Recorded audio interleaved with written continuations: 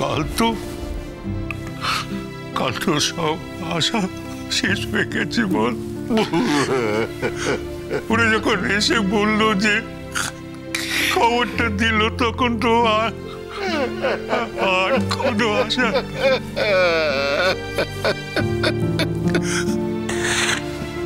দাদা আমরা আর সবার মতোই কি তাতানের চলে যাওয়ার নিয়মগুলোকে পালন করবো? আমি নিতে পারছি না, আমি সহ্য করতে পারছি না। না দাদা, আমি বিশেষ করে আমি চাই না সবার মতো তাতানের জন্য এইসব অনুষ্ঠান হোক। আমি চাই হবে না পাগলা করা, কিচ্ছু হবে না। তাতানের জন্য যদি কিছু করতে হয় তাহলে আমরা ওর জন্য একটা স্মরণ সভা করব। হ্যাঁ, ওর যারা বন্ধু বান্ধব আছে, ওকে যারা ভালোবাসে, কাছের লোক আসবেন, সবাই আসবেন, ডাকবো সবাইকে। শুধু এইটুকুই পাগলা ঘোরা, এর বাইরে এই বাড়িতে আর কোনো অনুষ্ঠান হবে না। ও মা, এ কি অলক্ষণে কথা রে বাবা? তাহলে তোর অতৃপ্ত আত্মা পিছু পিছু ঘুরে বেড়াবে। এই বাড়ির তো কোনোদিন কল্যাণ হবে না। আর শাস্তে যা যা আছে আমি তো সেই কথাই বলেছি। এখনো তো মেঘলামার সিঁদুর মোচানো হয়নি, হাতে শাঁখা ভাঙা হয়নি। সেই জন্য তো একদিন গঙ্গার ঘাটে যেতে হবে নাকি? ও কাজরি মা, সবাই যেরম করছে তোমায় সেরম করলে চলবে বলো? তোমাকে তো শক্ত হাতে সব কাজ করতে হবে। তুমি বাড়ির বড় বউ না, বলো?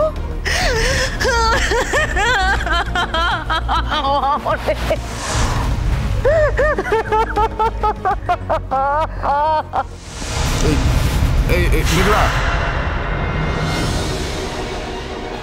মেঘলা,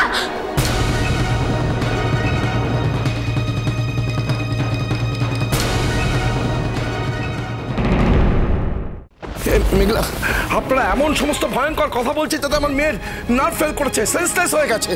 মেঘলা, আবার ঠিক হয়ে যাবে আপনার মেয়ে, কোনো চিন্তা নেই। সহজ ওর কিছু হবে না। আপনি একজন মা হয়ে এরকম ধরনের একটা কথা বলতে পারলেন বাবার সামনে দাঁড়িয়ে? আপনার শোক হয়েছে ঠিক, কিন্তু শোক কি মনুষ্যত্বকে ধ্বংস করে দেয়?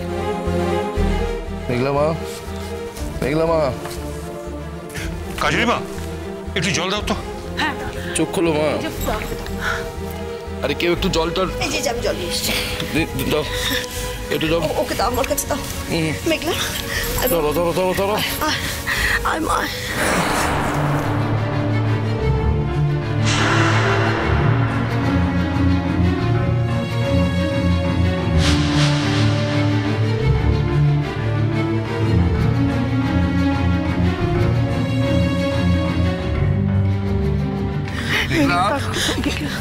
মেঘলা, মেঘলা, মেঘলা, ওর মেঘলা, অনুরাগ এসেছে।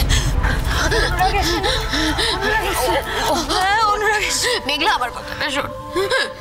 মেঘলা, মেঘলা, অনুরাগ আর কখনো ফিরে আসবে না। মেঘলা, এটা তোকে মেনে নিতে হবে রে।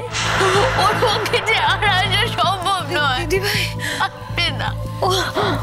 ও যে বলেছে ও খেলাপ করার ছেলে তো না, ও বলেছে আসবে।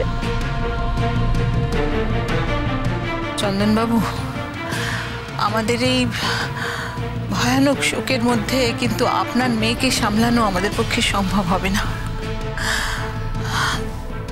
তাতানের এই কাজ টাজগুলো মিটে যাক, আপনি বরং তারপরে কটা দিনের জন্য ওকে নিয়ে যান, আমি বলছি।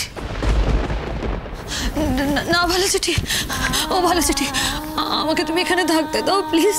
তুমি তো জানো অনুরাগ কত কষ্ট পাবে যদি এসে দেখে আমি এখানে নেই। ও তো চাইতোই না আমি শ্রীপুরে যাই।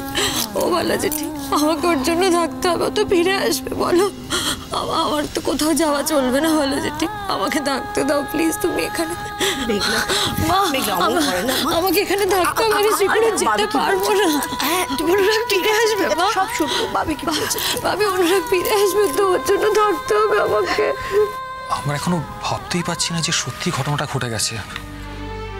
প্রত্যেকটা মুহূর্তেই মনে হচ্ছে যে নিশ্চয়ই কোথাও কোনো একটা ভুল হচ্ছে, অথচ এখন তো এটা প্রমাণিত যে কোনো ভুলই হয়নি। একটা কথা বলছি তোমার অদ্রিজা, তদন্ত যদি হয় তাহলে এমনিতেও সত্যিটা জানা যাবে। কিন্তু তুমি শুধু আমাকে একটা কথা বলো তো, ওখানে তোমার সঙ্গে অনুরাগের দেখা হয়েছিল কিনা?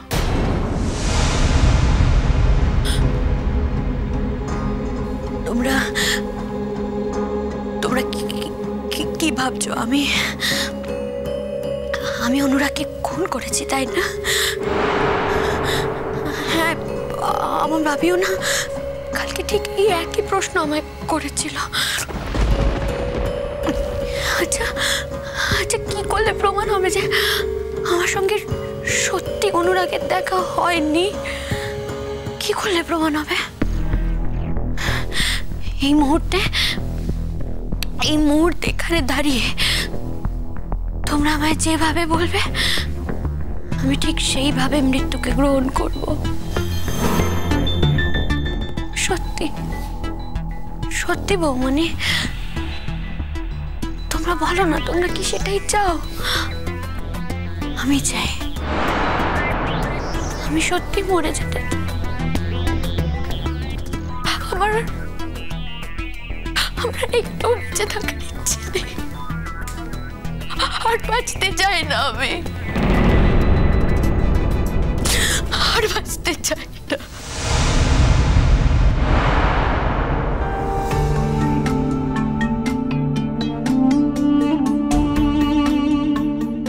মেঘলা,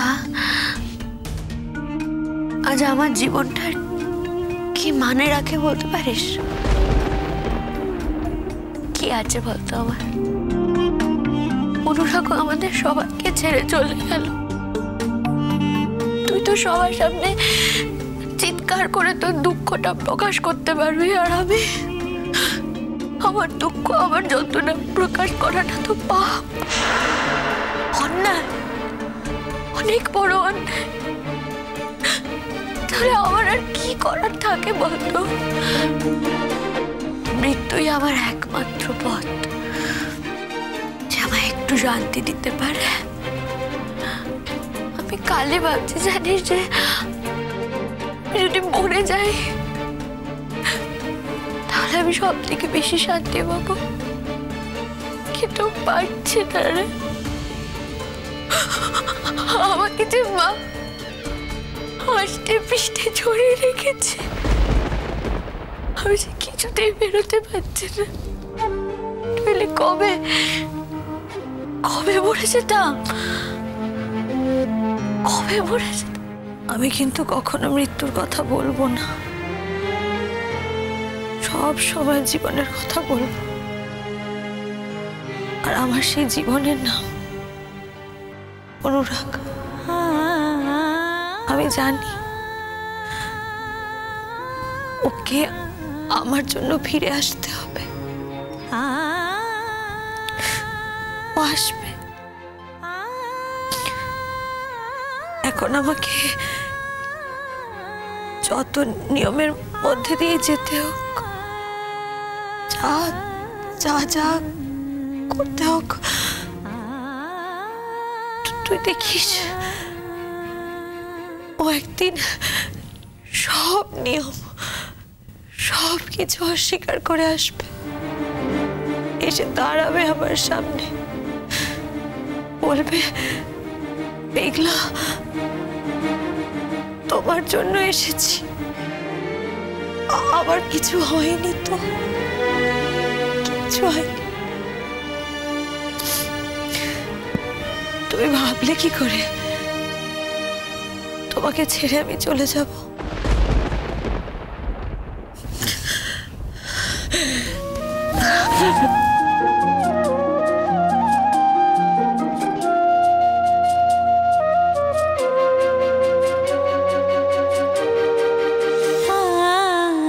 সাবরে সুরে বাজে ভৈরবী, ভোর দিন রাত একাকার ছবি, রাগমালা যেন রং হয়ে যায়, মন খারাপের নদীকে হারাইছে নদী,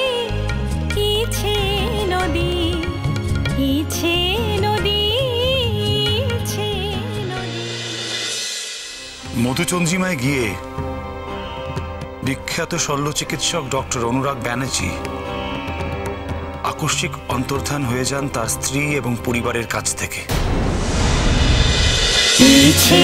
নদী